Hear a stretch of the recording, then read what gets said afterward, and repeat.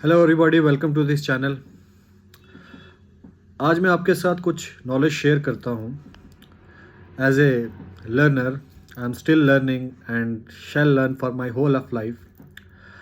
जब आज का जो मैं आपके साथ कुछ शेयर करना चाहता हूँ, कोई एक क्वेश्चन है कि जब पुलिस आपके अगेंस्ट एफआईआर लगाए तो आपको क्या करना चाहिए।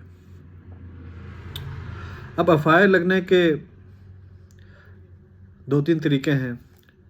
एक तो पुलिस सो मोटो खुद एफआईआर लगाएगी अगर उनको कोई इन्फॉर्मेशन देगा या उनको कोई इन्फॉर्मेशन रिसीव होगी अपने सोर्सेज से, रिलायबल सोर्सेज से, तो पुलिस एफआईआर लॉन्च करेगी। या कोई कंप्लेनेंट उनके पास जाएगा, कंप्लेंट फाइल करेगा और उस कंप्लेंट में जो एलिगेशंस होंगे वो ऑफेंसेस बनाते होंगे जो कॉग्निजेबल ऑफेंसेस होंगे, तो पुलिस जो है एफआईआर लॉन्च करेगी। और जनरल जब कभी कोई सीरियस हीनस क्राइम हो, कॉग्निजेबल ऑफेंस की अकरेंस हो और पुलिस के सामने हो या पुलिस के किसी पुलिस पर्सनल के सामने हो, तो भी पुलिस एफआईआर लॉन्च करेगी। There are multiple reason to launch an FIR के इन्फॉर्मेशन कहाँ से मिलती है। अब आपके अगेंस्ट अगर एफआईआर लॉन्च हो जाता है तो सबसे पहले क्या करना चाहिए, ये कि पैनिक हो जाए और आपको ये पता है कि you are not accused and you have not committed the crime, कि आपने जुर्म नहीं किया है। तो आपके पास सबसे पहले ये है कि आप कोशिश ये करें कि अगर एफआईआर लॉन्च हो गया है तो इट मीन्स कि कोई कॉग्निजेबल ऑफेंस जो है आपके अगेंस्ट जो है वो फ्रेम हुआ है इन द एफआईआर।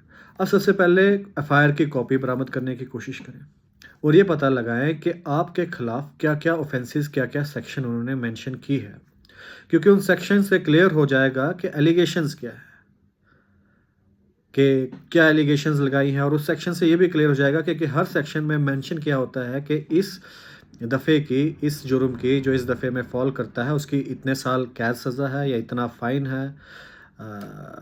और इससे ये भी क्लियर हो जाता है कि ऑफेंसेस क्या हैं, लेस सीरियस है या हीनस क्राइम है, या जिसमें पनिशमेंट ज़्यादा हो तो मोर सीरियस इस ऑफेंसेस होते हैं। और एफआईआर के बारे में ऐसे भी पता चल सकता है कि जब एक एफआईआर लॉन्च होती है पुलिस स्टेशन में, तो सबसे पहले पुलिस को उस एफआईआर की एक कॉपी जो है वो नियरेस्ट जुडिशियल मैजिस्ट्रेट, जो नियरेस्ट कोर्ट है, वहाँ पे पहुँचानी होती है 24 आवर्स के अंदर। तो आप नियरेस्ट कोर्ट में जाके भी जो उसकी कॉपी जो है ले सकते हैं और वहाँ से पता लगा सकते हैं कि क्या ऑफेंसेस आपके अगेंस्ट हैं। अब जब आपको पता चल जाए कि आपके ऑफेंसेस, जो आपके अगेंस्ट ऑफेंसेस हैं, जो सेक्शन दफ़े लगाए हैं, तो क्या करना चाहिए। सबसे पहले आपके पास ये रेमेडी है अंडर लॉ, कानून में ये आपको हक दिया है कि आप जो है एंटीसिपेटरी बेल के लिए अप्लाई कर सकते हैं।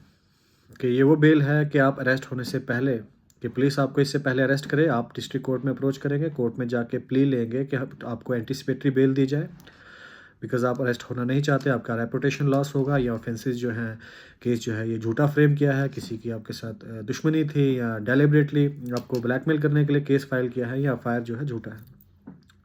एंटीसिपेटरी बेल के अलावा आपके पास एक और ऑप्शन है। हाँ, एंटीसिपेटरी बेल में भी जब एंटीसिपेटरी बेल का ऑर्डर मिलता है तो उसमें भी लिखा जाता है कि अगर 5 ईयर इम्प्रिजनमेंट तक के ऑफेंसेस हैं जिनमें कैद है तो उसमें बेल दे दो। कभी 7 ईयर भी जजेस रिलीफ देते हैं, कभी 10 ईयर वाले भी रिलीफ देते हैं, तो उससे भी आपको क्लियर हो जाएगा। एंड सबसे पहली बात, जो सबसे पहले आपको जो चीज़ मालूम करनी है, जिसका नॉलेज लेना है कि क्या एफआईआर में जो ऑफेंसेस है वो बेलेबल है, नॉन बेलेबल। अगर बेलेबल है, जिसको हम काबिल ज़मानती कहते हैं, तो आप जाएं पुलिस स्टेशन में और बेल आपका राइट है और आपको बेल मिल जाएगी। पुलिस आपको जो है, आप जब पुलिस स्टेशन में जाएंगे तो शोर्टीज़ बॉन्ड देंगे, शोर्टीज़ जो है ज़मानती अपने पेश करेंगे, तो police as a your right, आपके राइट की तरह आपको जो है बेल पे छोड़ देगी उस टाइम। और बेलेबल ऑफेंस नहीं है, नॉन बेलेबल है, then you have only one option कि आप अरेस्ट हो जाएं। तो रेगुलर बेल अप्लाई करें, या अरेस्ट होने के बजाय आप जो है पहले कोर्ट में अप्रोच करें और अपना जो है राइट क्लेम करें।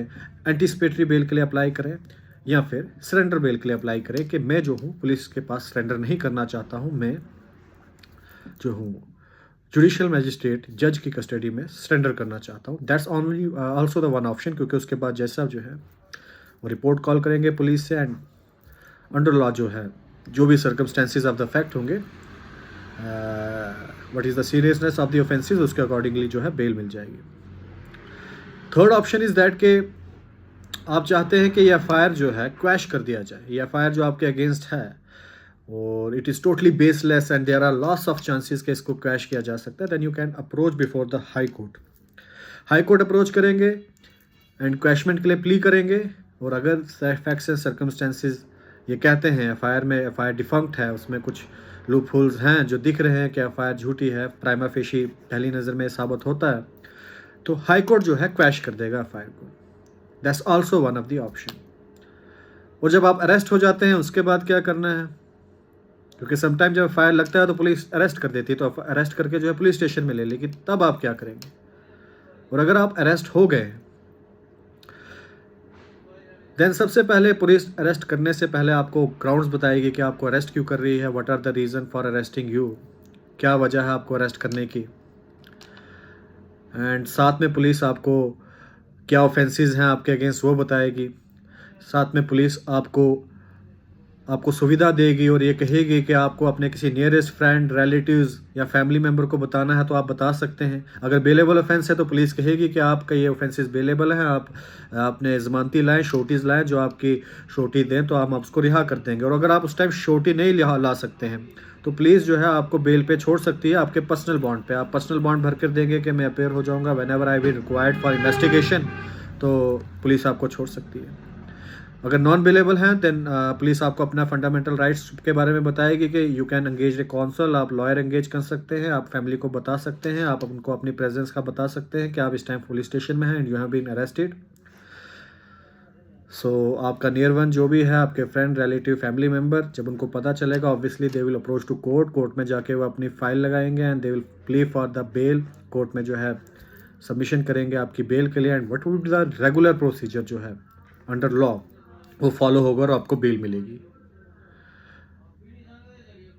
सो this is the procedure which has to be followed by the police and this is the rights and remedy available, जो कि एक एक्यूज को, जिसके खिलाफ एक एलिगेशन है, जिसके खिलाफ एफआईआर लग जाता है, उसको क्या करना चाहिए to the best extent, simplest way में मैंने कॉमन लैंग्वेज में आपको समझाने की कोशिश की। इसी तरह की और वीडियो के साथ मैं आपसे मिलूँगा और कुछ और नॉलेज जो है आपके साथ शेयर करूँगा सिंपलेस्ट एंड कॉमन लैंग्वेज में, ताकि आपको भी समझ आ जाए और सबको समझ आ जाए। धन्यवाद।